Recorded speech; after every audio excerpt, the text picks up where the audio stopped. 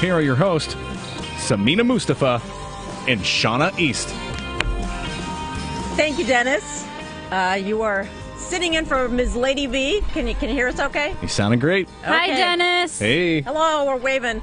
Dennis is our good buddy. Many of you who are listeners of the station are familiar with Dennis. Dr. D, as he's affectionately Not a known. doctor, yeah. Okay. How's it going, everybody? Not false advertising. I know. There's a lot of people who are really I'm sad. upset.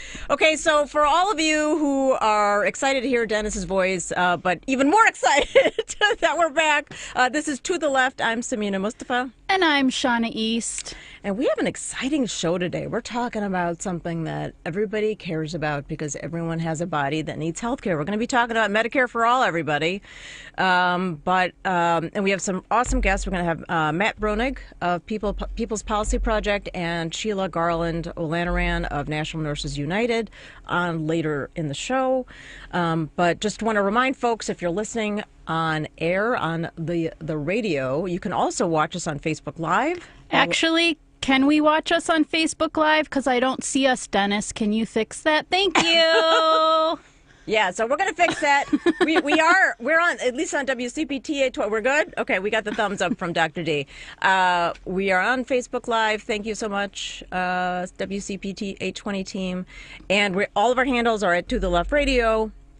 We know this is a big issue for a lot of folks, and so if you have questions, you can drop them in the Facebook Live comments, and we'll check that later in the show. But first, let's talk about what happened this week. It was a super quiet week, wasn't it, Shana? It was just like so I have like ho-hum. mental whiplash from this week and every other week before it. But Do we want to yeah. talk? Do we want to talk national first and then go local? Yeah, I just want to mention, the shutdown came to an end until February 15th, I believe. Yes. And, I give it to the Democrats for not caving. I just want to also mention that I think a huge part that was underreported on was the workers who called out sick, who, a lot of the air traffic control workers who can't come in if they're feeling frazzled, stressed, or haven't been getting paid, haven't been getting rest, like working 10 hours a day, 6 days a week. Right. We're calling out the flight sick. attendants. Yep. You had you had really a nice, really powerful convergence of workers that were speaking up, and I think it really helped that Nancy Pelosi and the Democrats stayed firm. I mean, like, that was correct, critical. Like but like, this was not just like, everyone's sort of congratulating Nancy Pelosi. It's like, but honestly, and I said this to my husband, I was like, there are people in New York who were calling Donald Trump and saying, if I can't get out of LaGuardia, because they had grounded flights. Right. That I know had a... That definitely put it over the edge, was the fact that it was LaGuardia, New York, and all of his billionaire friends were like, uh-oh, we can't fly out or we can't fly in. What now? Exactly. I mean, even billionaires need air traffic controllers. Let's get real. Definitely. So, I mean, that was a critical piece of it. And so, I mean, I'm glad it's over. What made me kind of, I saw some different reports, though, about who was getting paid and who wasn't getting paid. If you're a contractor and and unfortunately, some of the lowest paid folks, like security guards and janitorial staff, are not going to get paid. And so there's still a lot that we need to address as it relates to that. And somebody actually, I posted that, somebody tweeted like, some folks are going to get back pay and contractors won't. And I think there's over 1 million contractors who aren't getting paid. But the issue then becomes, like, think about how many workers are working for private companies and don't have a union or the protections. Mm-hmm. And so that's just a much larger conversation. Yeah, I believe, is it the people who were essential staff that will get back pay, but all the people who were just like told, too bad, don't come to work for the past several weeks won't get paid? Yeah, I think it might depend on the program. That would be either way. It's terrible. It's as bad. Well, so here's the thing. Let's get let's think about all the stories that were shared. People going just this week. There was an article in the Tribune about federal workers going to food pantries and the pressure they're putting on food pantries. And the Greater Chicago Food Depository, the CEO said, we can't, basically, like, no amount of charity is going to help this situation. Like, it is untenable. And that was just like, I think Tuesday or Wednesday of this week that she shared. And that. the response from Trump's administration is, we don't understand why they're going to pantries. Why don't they just go get a loan? Yeah, I'm sorry, what bank is giving people who have no income a loan and they have to pay interest on it? Like, so tone deaf. Just like, shut your mouth. Just shut it. Well, so that was Wilbur Ross. A member of Trump's cabinet. And then this week, Michael Frerichs, our state treasurer and our new governor, J.B. Pritzker, actually said the same thing, basically. Like, you can go get low or no interest free or no interest or low interest loans for folks who are federal workers. And I'm thinking, like, this is, again, one of those things where it's like, that's not easy. That is a process that you're making it so much harder for folks. And so, like, there's like this, like, again, it's, we've seen in Trump's cabinet, but hey, we got this billionaire Democrat governor who's basically kind of doing the same thing. It's not a solution, you guys. It's not sending someone to a bank to get a loan when they're actually just trying to pay their rent and feed themselves and their families. Obviously, they don't even have an understanding of what it's like for most workers to try to go get a loan either. Right. Like, what capital do they have? What property do they have? What assets do they have? How are they going to pay it back? Like, they look at all that stuff, and if you don't have income coming in, they don't care if you're a federal worker. Right. They're not going to be like, oh, here you go anyways. We don't know when you're going to get paid again. But, yeah, that's not how it works. And then those folks who are federal, that are contractors, again, they're not covered at all, and so they're employed by a private company. I think I saw Gavin Newsom in California might have, and I didn't, I just saw the headline that he was actually pushing for folks to be able to get unemployment, federal workers, and I don't have the details of that or if that actually materialized, but like, that's something that, again, is also a little bit of a if you've ever had to apply for unemployment, that's not easy either. And so it's like, our system is broken. That's really, and that was, let's think about it. The total number of workers we're talking about is somewhere between, sort of like 1.8 to 2 million, somewhere around there. That's a lot of folks, but, just for some scale, and I was looking into this after hearing about the food pantry story, 38 million people rely on food aid. 38 million. So and some federal workers are saying, like, now I'm aware. Like, it's like I didn't really think about these programs or like food pantries until I had to use them myself. And so it's really, I hope this awareness means that people are like, oh yeah, this is why we need these programs. Stop, letting Democrats and Republicans cutting them. So anyway, that's kind of the shutdown point of view. Do we want to switch to Chicago shenanigans? If we have to. Well, you know what? The funny thing is, this conversation is being recorded, Shana. So I just want you to know everything you say can and will be used against you.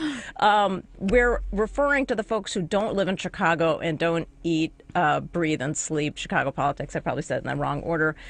That an alderman, a city council member this week, there was an explosive story that Alderman Solis, who is 25th Ward, he's not running for re-election. I wonder why. Yeah.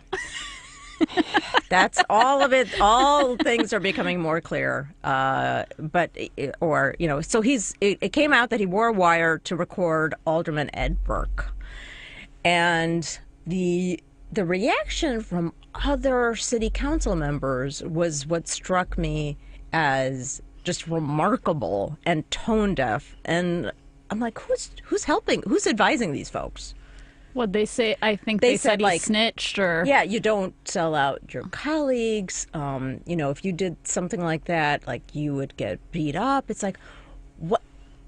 Do you not understand that you represent people in a public body, that you're not a mobster? Like, this is Chicago, Sameena. Get with it.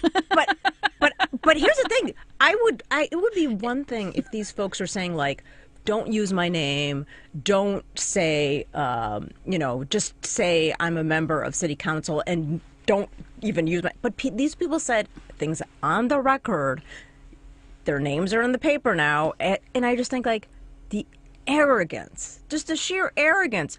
Not to mention the fact that like, okay, if you said that, then what are you hiding? You know, they obviously don't know how sick and tired we are of corruption, right? And they have no chance for re-election if that's their attitude. I'm sorry. The sad reality is that is a mindset. The fact that they felt that they could say that and didn't have any fear about saying it just speaks to the culture of corruption that has bred this sort of impunity. Like, oh, I'm going to... And think about what happened right after Burke's office was raided. There was a fundraiser for him. And they covered the fundraiser, and there was one of those sort of, here are all the names of the folks who showed up. And it was sort of the usual suspects. And you think, you weren't even afraid to show up to this, and it's a matter of public record who gives to campaigns and gives to politicians. So it's like not only is your presence recorded by reporters, but your donations have been recorded. So just the arrogance. And obviously it's affected not only the 25th Ward race, but also the mayor's race. But I think a lot of this corruption has like seeped into the collective consciousness of Chicagoans. Because I hear even progressives saying stuff like, yeah, but you got to know how to work within the machine to get stuff done. Or, you know, I don't want like a newcomer to the mayor's office. I want someone who's worked in the machine. It's like, why? We need to like figure out a whole new system because this one is completely rotten to the core. I mean, there's no saving this current system that we have. Yeah. And it's like throw it away, burn it down, start anew is how I feel. And I to your point, I don't understand that because it's like, do you really want politicians? Do you really want people who are in charge of billions of dollars to just be worrying about trading favors amongst themselves? And that's how you want your government? Yeah, I mean, that's it. It's like like, why wouldn't we want to have it that way? Like, why wouldn't we want folks who actually feel a responsibility to the people who voted for them? That's a really novel idea, I know. Well, when you talk to folks in more democratic states or countries that, you know, don't have this level of corruption, and you even start to touch the tip of the iceberg as to what we deal with here, they can't even believe it. Right. They think I'm talking about some, you know, The Wire or some, you know, fiction dramedy that's like a crime drama or something on HBO. They don't understand that this is our reality. And every day you wake up and it's a new thing, and it's just like no one's surprised anymore. We're so like desensitized to it all. Yeah. I think comedy writers, as someone who used to perform comedy, are really struggling right now because you can't write this stuff. This is so absurd. This is like way beyond Monty Python, Comedy Central. It's funny because I was watching Dave Chappelle, like old clips of Dave Chappelle. I'm like, and I know he's still performing, but he, you know, I don't even think he's one of the best, comedians out. I don't even think he could write something about this. But you know, hey, there's somebody calling us. Should we try it? Yeah, let's do it. Let's talk to. Hello, Roosevelt Midway Trump shutdown. Your mic is live. We just have 1 minute. First time caller. Great. We just have 1 minute, so let her rip. I'm going to let her rip. You said that the system is broken. I think the country is broken. Okay. And between Trump and administration, they're completely out of touch. Why? Because he said he was going to drain the swamps. However, he loaded the swamp with all kinds of creatures. If I'm not mistaken, Mitch McConnell's wife is in charge of the transportation. You are correct. And I believe he put Vince McMahon's wife in charge of the Small Business Administration. Yes. So he comes from a wrestling background. Trump does, of course, The Apprentice. So, and by the way, ladies, I wanted to mention also, any kind of business acumen that he has is not really great because everything he ran into the ground. There's no such thing as Trump steaks anymore. Trump You're vodka. preaching to the choir here. Yeah, we're just letting you know. But we gotta go. We have to take our first break. Thank you for calling in. Thank you. Appreciate you took my time out to take my call. No, and by the way, I want to say, Sameena, that I want to be the first one to say you look like Alexandria Ocasio-Cortez, in my opinion. I want to be the first one to say that. Okay. I think she's going to be insulted by that, but I am flattered by that. She will be insulted. I am flattered. Thank you very much, Rose. I don't even want to know what I look like. Okay, thanks. All right. Thank you very much. Okay. Okay, thanks. We are, as Shana said, a little preview. We're going to take a break. Sheilah Garland-Olaniran of National Nurses United is coming to the studio. We're going to talk about Medicare for All. We'll be right back.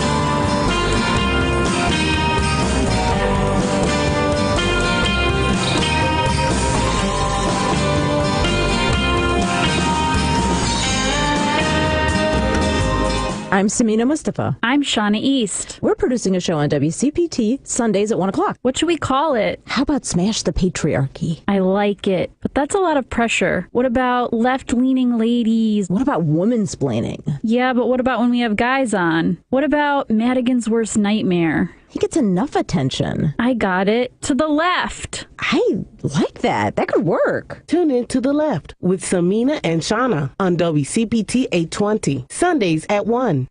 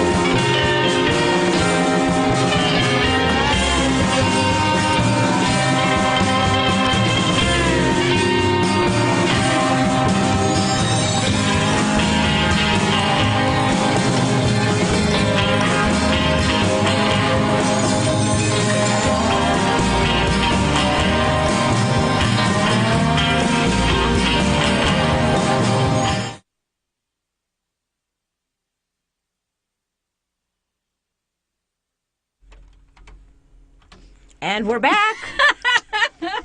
Welcome back to the left, listeners. I'm Sameena Mustafa. I'm Shana East. And we know how to use our microphones. Thank you very much.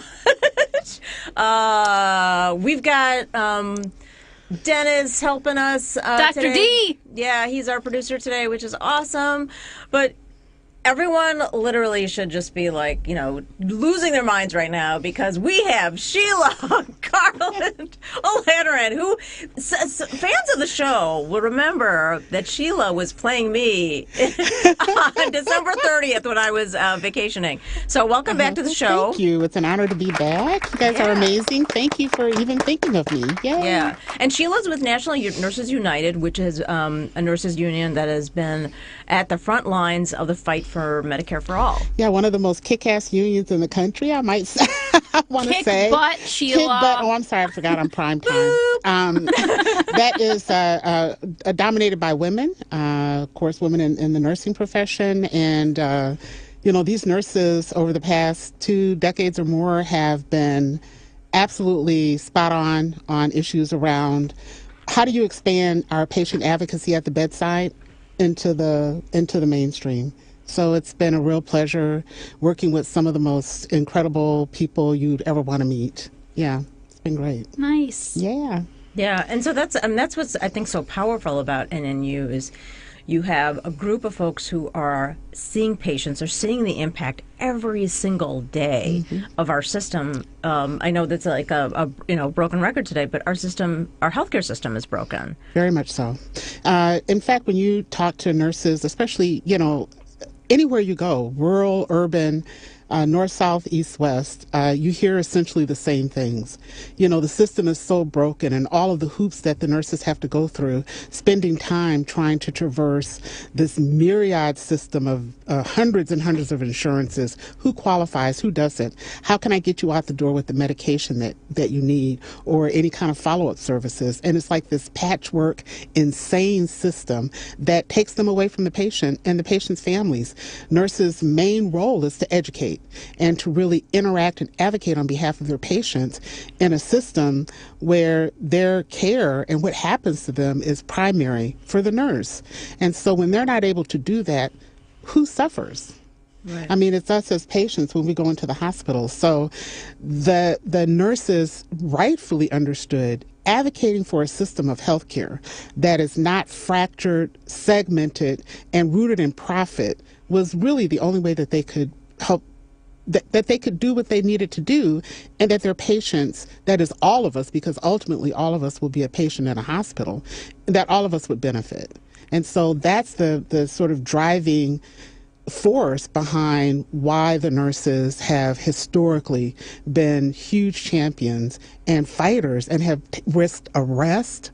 I mean, nurses have done everything on this issue, and it's really incredible. And I feel like this is a good segue into, we want to let our listeners and viewers know what the differences are between the current system, so the ADA, and Medicare for All, which is what a lot of us progressive ladies are fighting for. Yeah, so for the Affordable Care Act, the ACA, we want to, because people think oh, we got that. That was a huge victory. Why aren't we satisfied with that? Yeah, I think it's really important for people to understand, what the Affordable Care Act, where it comes from. You all remember Massachusetts under Mitt Romney, Republican Governor Mitt Romney introduced virtually the same thing that we now have nationally that was introduced, and I'm going to probably piss off a lot of folks, but under Obama.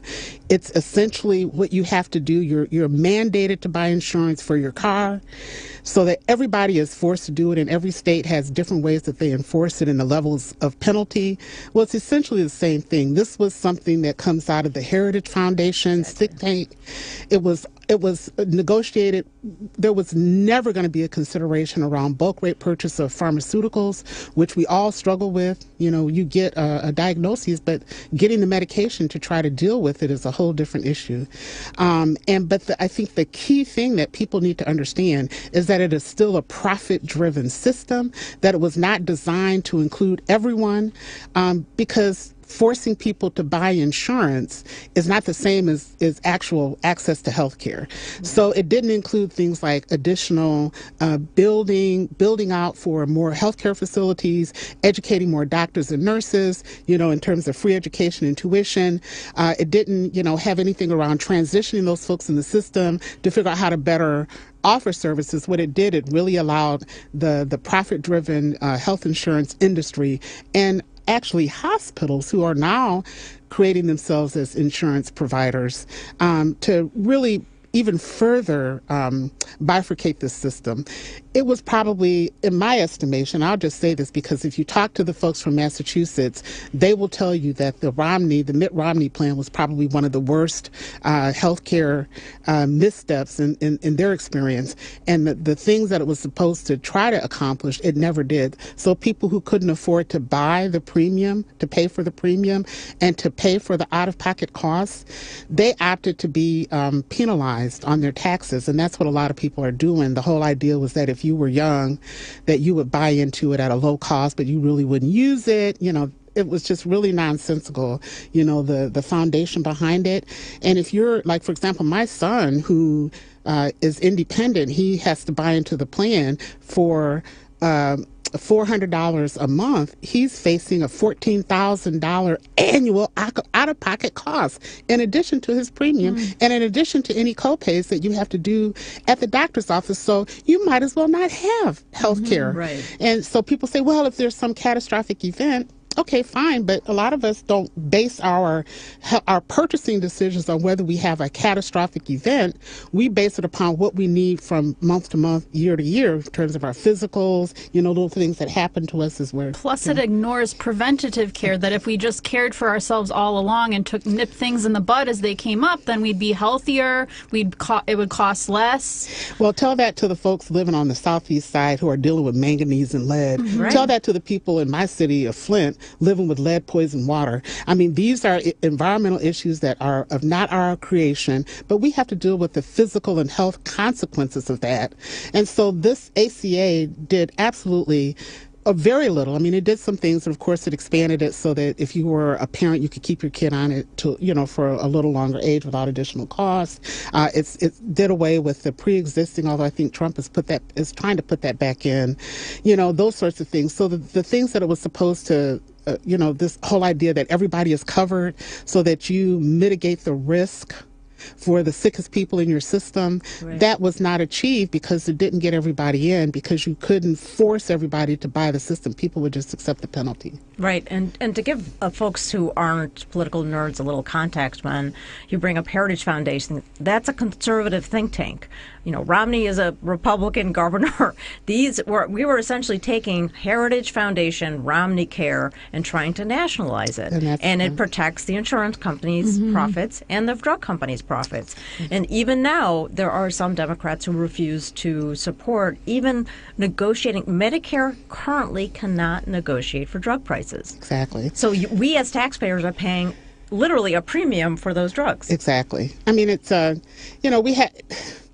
you look around the world, and the thing about it is that, we're fighting here in the U.S. in 2019 for which should be just a no-brainer, like a right to health care. We're supposed to be the richest country in the world. We should be a leader in all these things. We shouldn't be having this debate. But this is an extraordinarily political fight.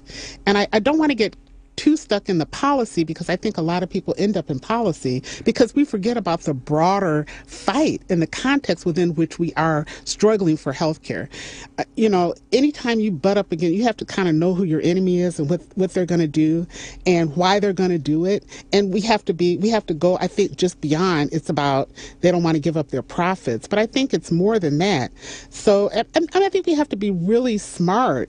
So there's going to be a fight for health care for all, we believe. Pramila Jayapal, I'm sorry, pulverized her name. She's a representative from Washington 7th District. Exactly. So she is in the process of rewriting House Resolution 676.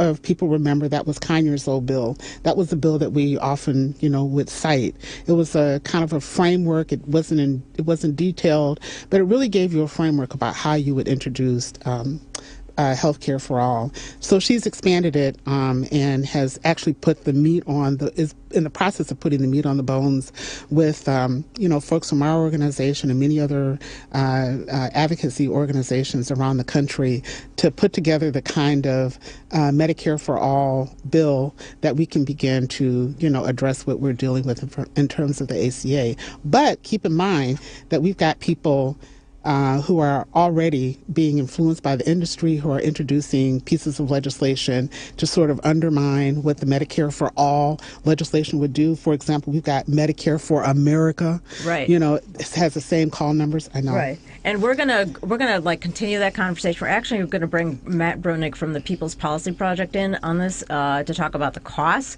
But we're going to take a quick break, and we're going to be back with Sheilah and Matt on To the Left. I'm Sameena Mustafa. And I'm Shana East. We'll be right back.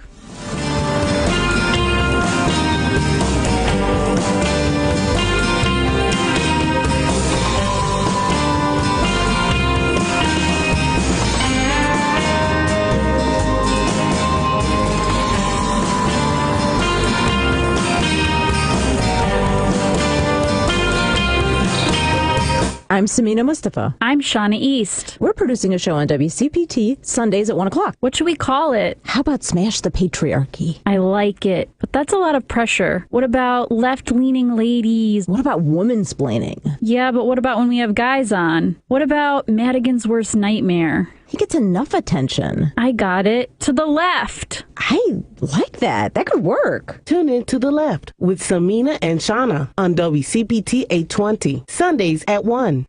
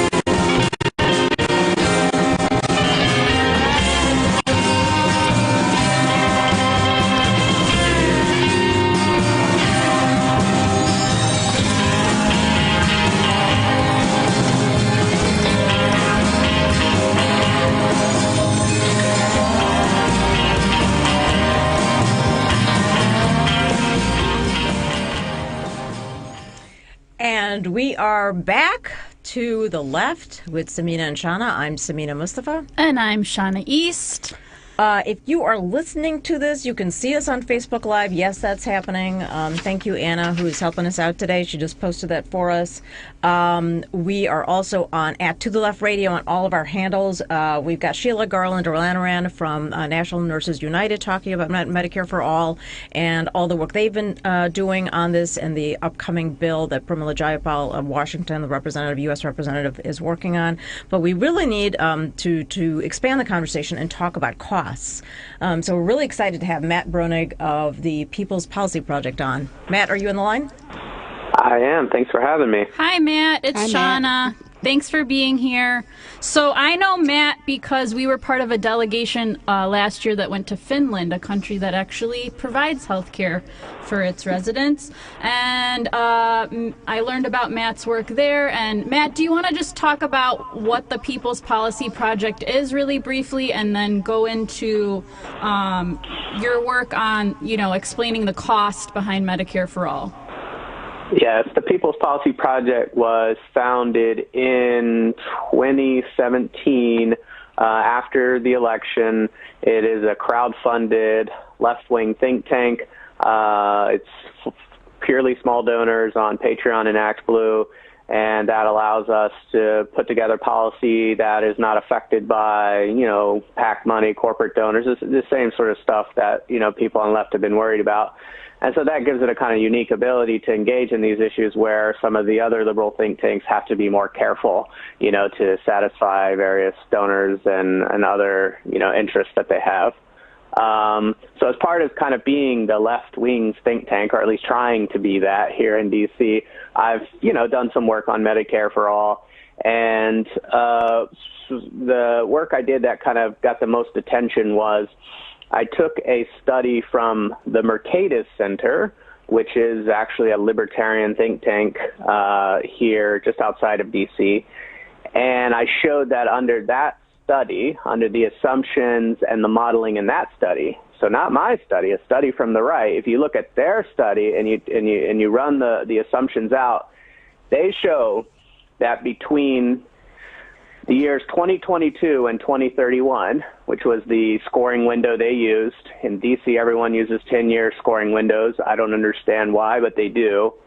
Between 2022 and 2031, if we switch from our current system to Medicare for All, the U.S. as a whole would save $2 trillion over that period. So you could cover everyone. You could add 30 million more people. You could give everyone dental and hearing. You could eliminate out-of-pocket expenses. You could do all of that and still save money by switching to Medicare for All. And the reason for the savings, which seems kind of counterintuitive, is that it's so much more efficient. You're not having to pay private insurers. you're able to pay less money to providers. You're not paying as much for prescription drugs. So if you kind of put all those savings on one hand and you put the higher costs of the fact that we're covering, 30 million more people and that sort of thing, if you put that on the other hand, you balance it out, you actually come out with net savings on the other end of $2 trillion. Right. Okay, great. Matt, this is Sameena. Thanks for being on the show. And even that estimate, I imagine that there's been other studies that have been done. I remember reading a paper that was written by PNHP that contemplated somewhere between $400 and $600 million of savings per year, just versus the current system. So if you, sort of put that over a 10-year period, obviously that becomes even more significant than what Mercatus is estimating. But I think what we were just starting to get into with Sheilah Garland-Olaniran of National Nurses United is that despite the proof, the demonstration of savings, there is still a push by Democrats and think tanks like the Center for American Progress to dial back and push half measures. And so one of the ones that Sheilah was just talking about was Medicare for America. So if you want to just chime in on that. Yeah, so Medicare for America, like a lot of these schemes, it's, for the Democrats, I call them the faint of heart. Democrats. That's a nice word. That's a nice phrase. And unfortunately, this is a plan that Jan Schakowsky is supporting. She and I can never remember the other representative. DeLauro have written this. I don't know how many other additional sponsors are on it. I believe Quigley may be on it. There may be others, but it's essentially the same. It's the same sort of schematic where you're talking about expanding insurance instead of actually creating a system of healthcare delivery. The one thing I think that that all the studies are beginning to show, and when you really sort of dig deep into putting together a plan, is that you have to figure out what to do with all these people that are in the health insurance industry now. How do you get them retooled? How do you pay for them? How do you take care of the workers? And one of the things that the nurses have been particularly interested in the negotiations around the rewrite of 676 is making sure that any funding or additional funding that would be realized would go into funding the salaries, the benefits, and the retraining for those people that are caught in this horrible system. The other issue I think that comes up around funding is what do you do with the private facilities that currently exist? Well, if you go to places like Mississippi, Alabama, Louisiana, Texas, and you can a lot of the nurses will talk about going down there during Hurricane Katrina and Hurricane Rita, where 10 years after the hurricane, people still don't have access to health care, right? And they didn't have it prior to, for simple things like treating diabetes or et cetera.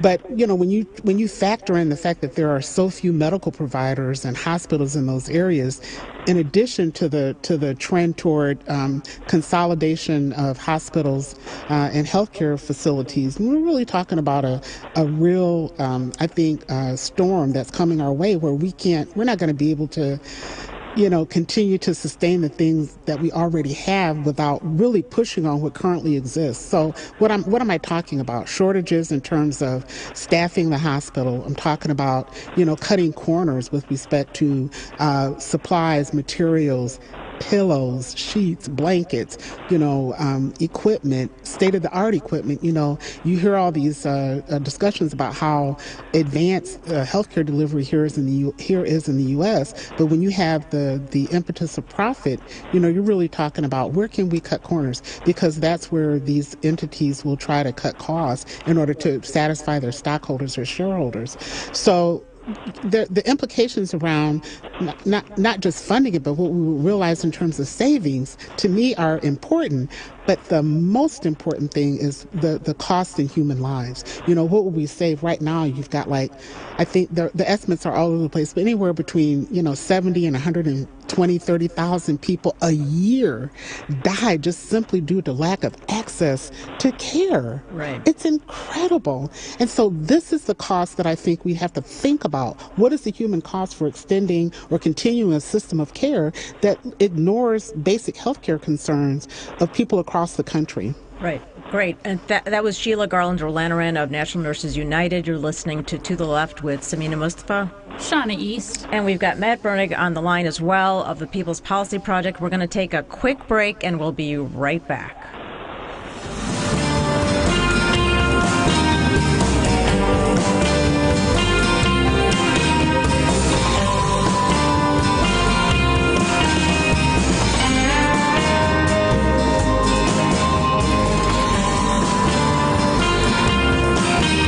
I'm Sameena Mustafa. I'm Shana East. We're producing a show on WCPT Sundays at 1 o'clock. What should we call it? How about Smash the Patriarchy? I like it, but that's a lot of pressure. What about left-leaning ladies? What about woman-splaining? Yeah, but what about when we have guys on? What about Madigan's worst nightmare? He gets enough attention. I got it. To the left. I like that. That could work. Tune in to The Left with Sameena and Shana on WCPT 820, Sundays at 1.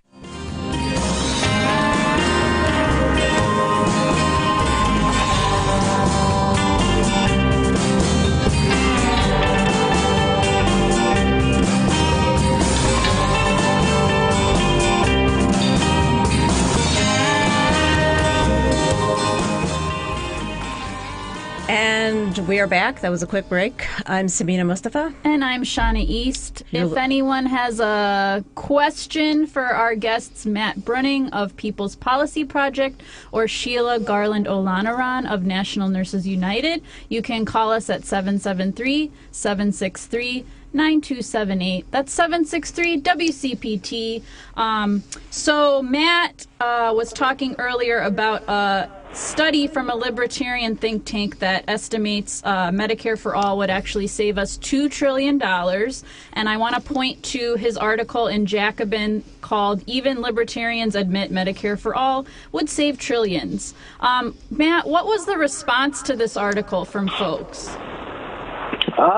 It was good. I mean, it was interesting because they released the study, and you know, when the think tanks release studies, they go in advance and they contact media people at Associated Press or the Post or whatever, and they try to get them to write it up. So they release it and they write it up. I do the same thing.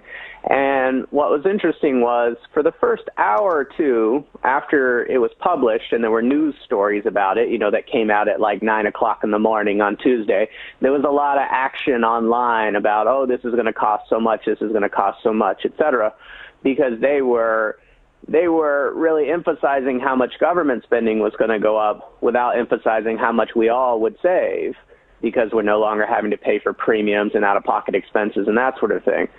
And so for the first couple hours or so, people were talking about that. And then I was able to get the tables of the report and do the math that I was interested in doing, which is overall health spending, not government spending, and show that that actually went down a lot.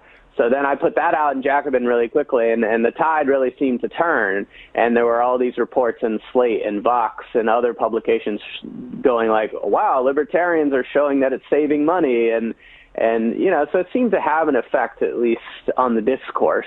How much the discourse affects politics, I don't know. It's probably mostly about organization and that sort of thing than it is about who wins the battle online. But that day, I feel like we won. Yeah, and that was an interesting to see the sort of the media story and how it evolved in the media, because initially, you're right, it was all about the costs, and I feel like there was a drop-off in coverage once it was discovered, as it were, or disclosed or investigated by people like you, that in fact it would save. So I feel like the folks that were like, oh, this is a ridiculous plan, it's going to cost us so much money, and then once it was like, no, it's actually going to save us, a lot of those same entities, you know, the large mainstream media organizations that frankly probably get a lot of money from drug companies and insurance companies on their platforms and have a financial disincentive to report this story. Right. And I mean, realistically, a lot of the press, you know, they're not sophisticated. They don't know, you know, they don't know how to do this sort of stuff. And so they rely on other people to tell them what's true. They rely on other people to say, oh, the facts are A, B, and C.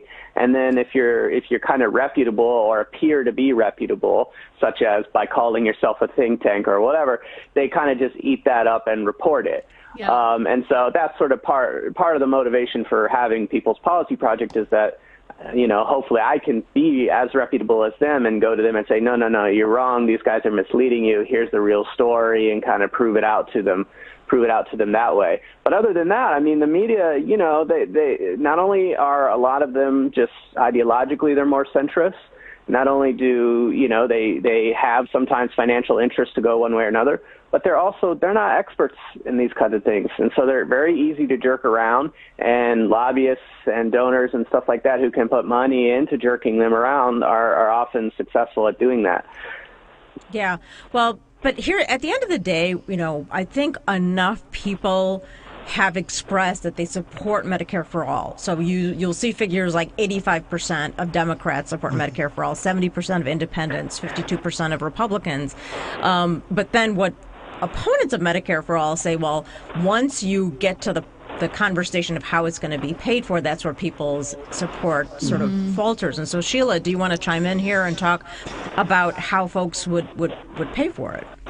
Well, I think I'm certainly not an expert in terms of how people will pay for it. I mean, there are all sorts of conversations and discussions going around. I'm more interested in the political aspect of it, which is how do we wage a fight, and what are some of the things that are going on, in this current period where we have a possibility to at least bring this glaring into the public's eye and have a real debate and discussion about it in Congress. That's, to me, of real interest. How we pay for it, I think, there are tons of ways. I mean, just if you shifted the tax structure just a little bit. And we're paying for it now by paying for our insurance. So to be in a larger pool, that's how we would be paying for it. And that was really the failure of the ACA, right? You didn't create that sort of like really huge pool of people buying into a system. And so having one payer. Right. So you have literally, you'll have everybody on, in a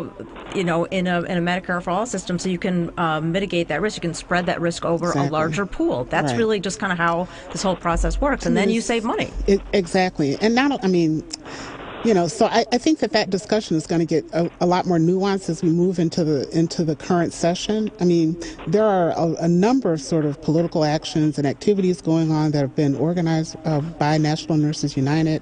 I wanted to talk a little bit about the barnstorming sessions that are coming up. Yeah, we're going to get that. Yeah, we'll get into that. And I wanted to really talk about. I think the thing that is really, for me, that's important is that I'm thinking about like when we won the 8-hour day. What was the political environment like? How do we win, certain reforms in a system? I don't know how we're gonna win this reform, although I do understand that this is a real political fight that's gonna take us like right into the to the belly of the beast in terms of fighting for something that we know is moral and something that we know is right. So I'm really interested to see how this plays out over the next 8, 9, 10 months in Congress, and what we're going to do on the ground, because to me that's going to be the determining factor about how far we push this and what we can, if there's a possibility to eke something out of the system that really makes sense for the majority of us. Should we attempt to take a call? Is this person on the line calling about Medicare for all? I don't know. Paul from Seattle, are you on the line to ask a question of Matt Bruenig or Sheilah about Medicare for all? I was going to remark about some of the things that Matt said about the study, the Mercator study. Okay, go ahead. Which came out of kind of a right-wing university. The name escapes me. It was George.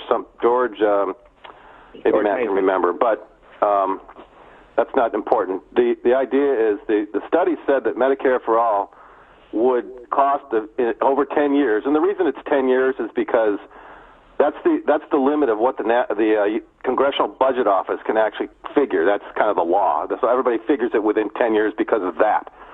So they're using Congressional Budget Office constraints. But it said that it would cost the nation $30 trillion.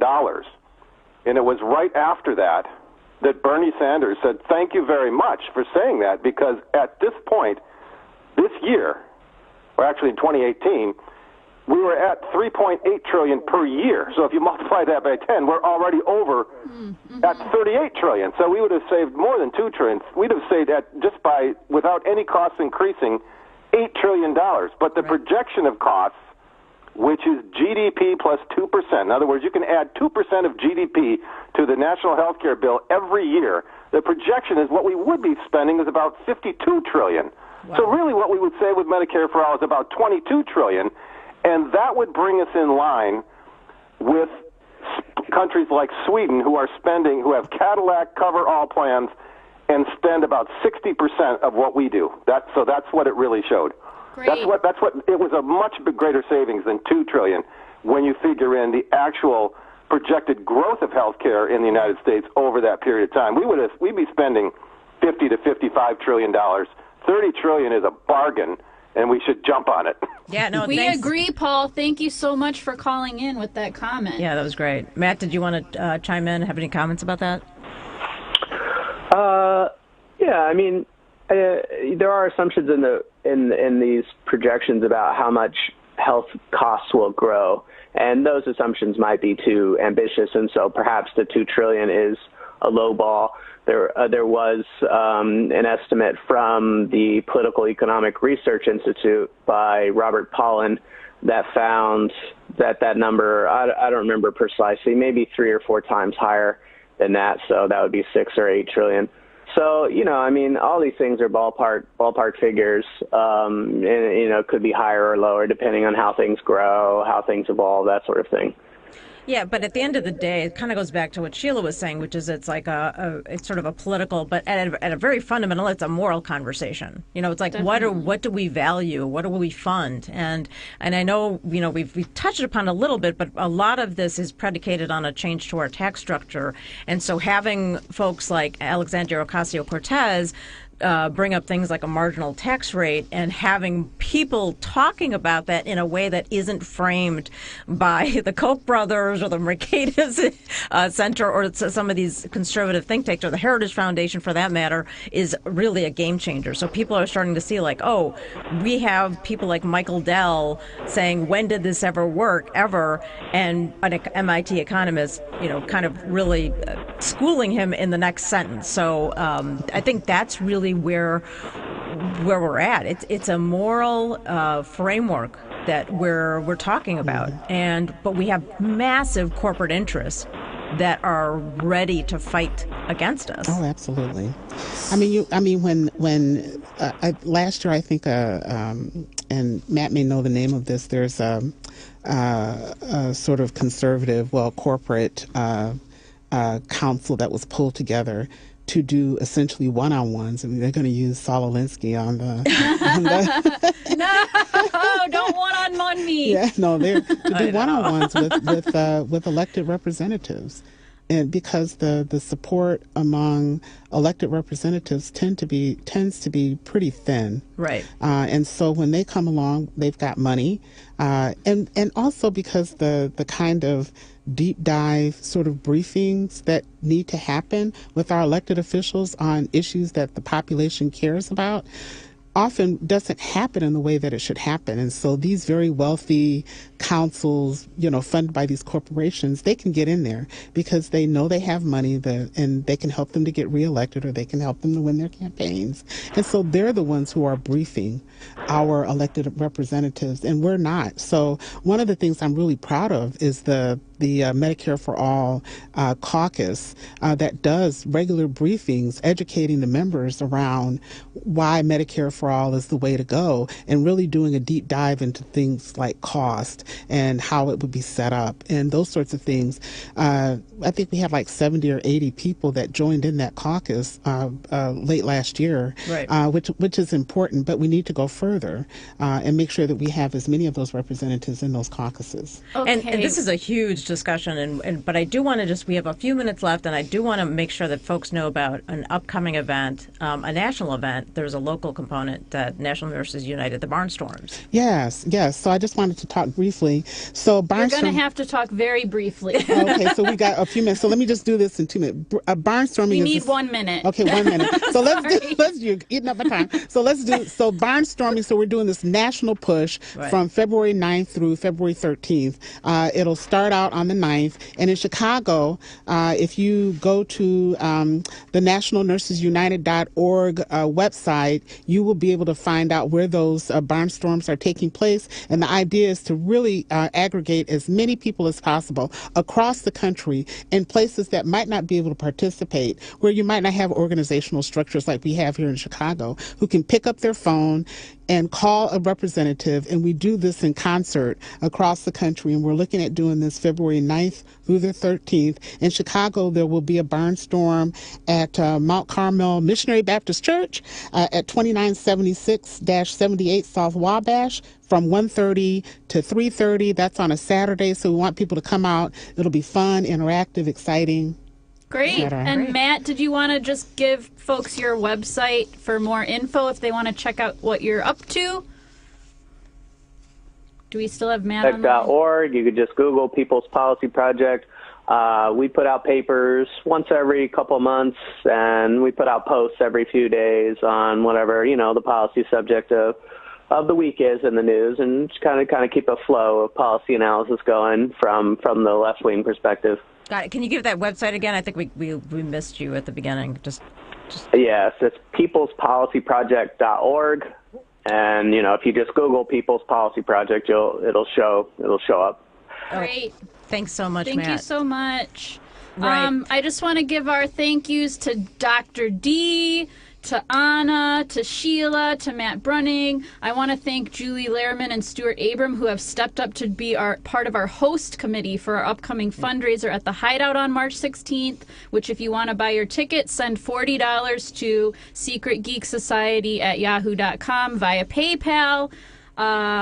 And one last thing, thanks everyone for listening. This is To the Left. I do want to just acknowledge Jeanette Taylor, our guest last week. Her mother passed away, so condolences to Jeanette and her family. Yeah. She was a wonderful part of the show, and we're really sad to hear this news.